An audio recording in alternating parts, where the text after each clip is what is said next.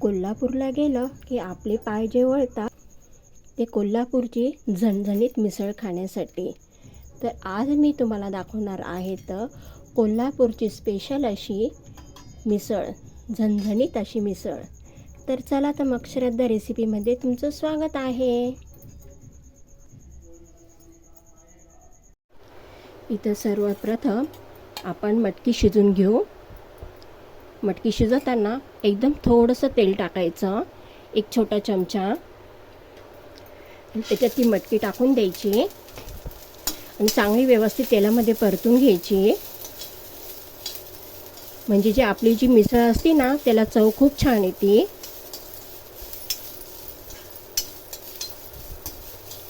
साधारण 2 ते 3 मिनटं मी चांगली व्यवस्थित परतून घेतलेली आहे.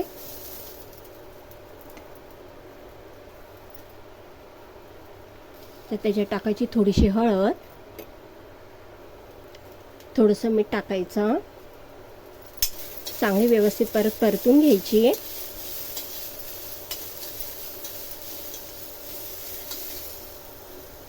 आता ही मटकी शिजण्यासाठी मी 2 ते 3 ग्लास पाणी टाकत आहे.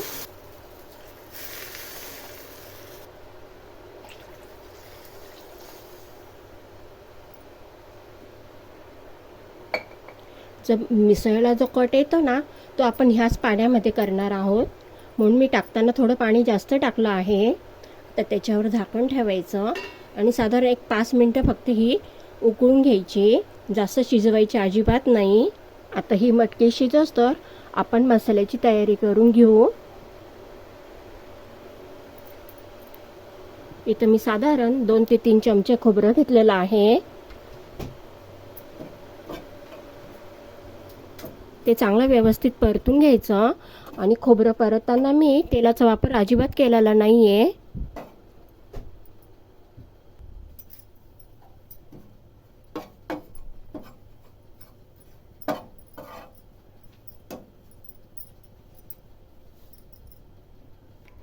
इथं आपलं खोबरं सोनेरी कलर होतं चांगलं परतून झालेलं आहे. आता त्याच्यामध्ये मी 1 चमचा पांढरी तीळ टाकते. ते सुद्धा चांगलं व्यवस्थित परतून घ्यायचे.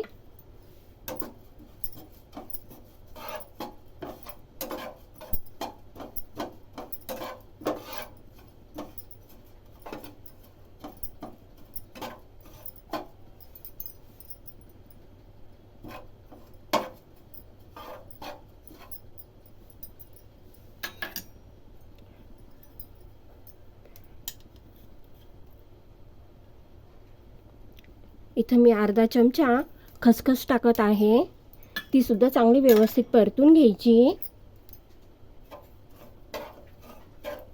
आता हे सर्व परतून झालं की हे एका ताटलीमध्ये काढून घ्यायचं. आता मी याच्यात 1 छोटा चमचा तेल टाकत आहे.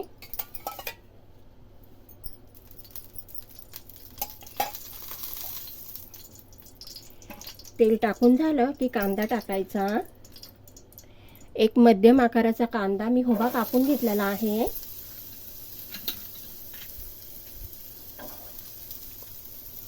तो चांगला सोनेरी कलर होईस्तोवर परतून घ्यायचा. इकडे आपली मटकी शिजून झालेली आहे. आपण बघू. मटकी चांगली व्यवस्थित शिजलेली आहे. ही जास्त गाळ पण नाही करायची, फक्त 5 मिनिटं शिजून घ्यायची ही. गॅस बंद करायचा.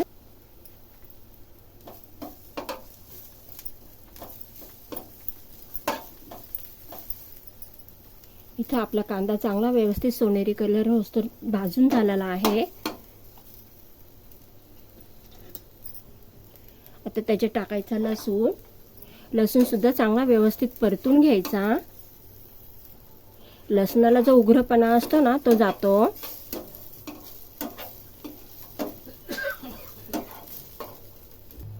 इथं आपला कांदा सुद्धा व्यवस्थित परतून झालेला आहे. आता गॅस बंद करायचा. आता हे एका मिक्सरच्या भांड्यामध्ये सर्व बारीक करून घ्यायचं. आता हे सर्व साहित्य मी एका मिक्सरच्या भांड्यामध्ये टाकत आहे.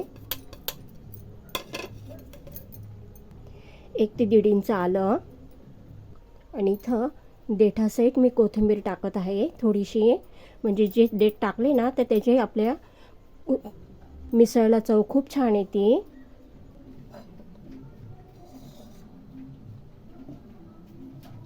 तर मिसळ म्हटलं की त्याला तरी वगैरे छान पाहिजे, तर त्याकरता थोडा तेलाचा वापर जास्त करायचा. तर इथं मी मोठे 2 पळी तेल टाकलेलं आहे.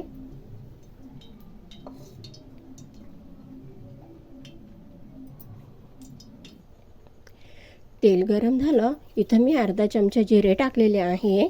तुम्ही जिरेच्या ऐवजी जिरे पावडरसुद्धा टाकू शकता. इथं आपले जिरे चांगले व्यवस्थित लाल झालेले आहे. तिथं मी एक मध्यम आकाराचा कांदा बारीक चिरून घेतला आहे. तो सुद्धा चांगला व्यवस्थित तेलामध्ये परतून घ्यायचा.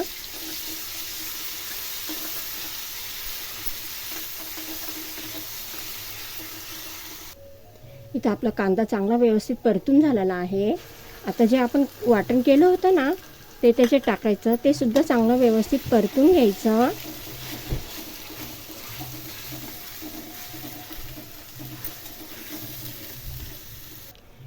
इथं मी थोडी हळद टाकत आहे.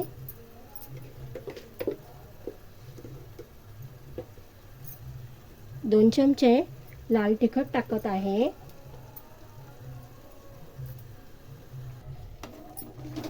हळद तिखट टाकून झाली की चांगलं व्यवस्थित परतून घ्यायचं.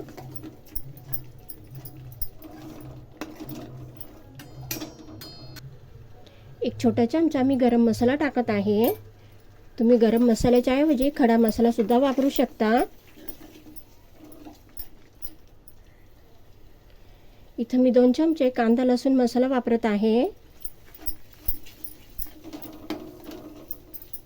आता हे सर्व चांगलं व्यवस्थित परतून घ्यायचं.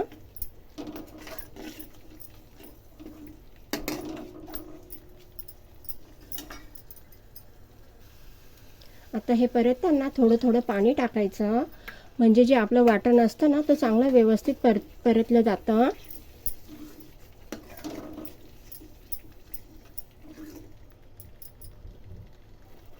तुम्ही बघू शकतात आपला मसाला चांगला व्यवस्थित परतून झालेला आहे. चांगलं व्यवस्थित तेल सुटलं गेलं आहे आपल्या मसाल्याला. अजून साधारण 1-2-4 मिनिटं मी परतून घेणार आहे.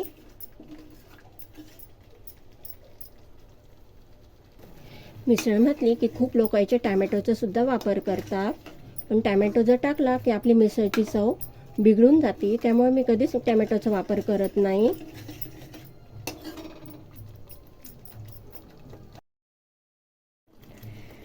तुम्ही बघू शकता कट किती जबरदस्त आलेला आहे. आहा,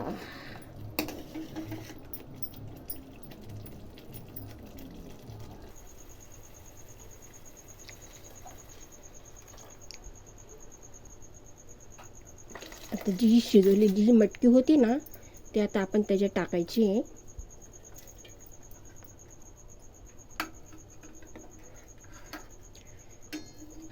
तुम्ही बघू शकता किती जबरदस्त आपली मिसळ तयार झालेली आहे. आता हिला साधारण 5 ते 10 मिनिटं चांगले व्यवस्थित उकळून द्यायची. कटसुद्धा किती सुरेख आलेला आहे. तर त्याच्यात चवीप्रमाणे मीठ टाकायचं. आपण मटकी शिजवताना सुद्धा मीठ टाकलं होतं, ते लक्षात ठेवायचं. आहा, जबरदस्त. इथं आपली मिसळ चांगली व्यवस्थित उकळून झालेली आहे. आता त्याच्यात टाकायची बारीक चिरलेली कोथिंबीर. आहा, जबरदस्त.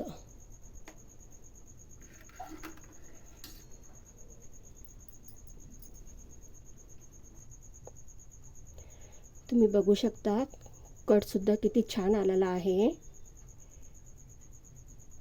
तुम्ही बघू शकता तिथं आपली मिसळ तयार झालेली आहे.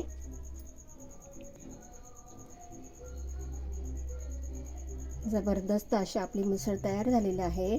तुम्हाला माझी आजची रेसिपी कशी वाटली मला ज़रूर कळवा आणि माझ्या चॅनलला लाईक, सबस्क्राईब, शेअर ज़रूर करा.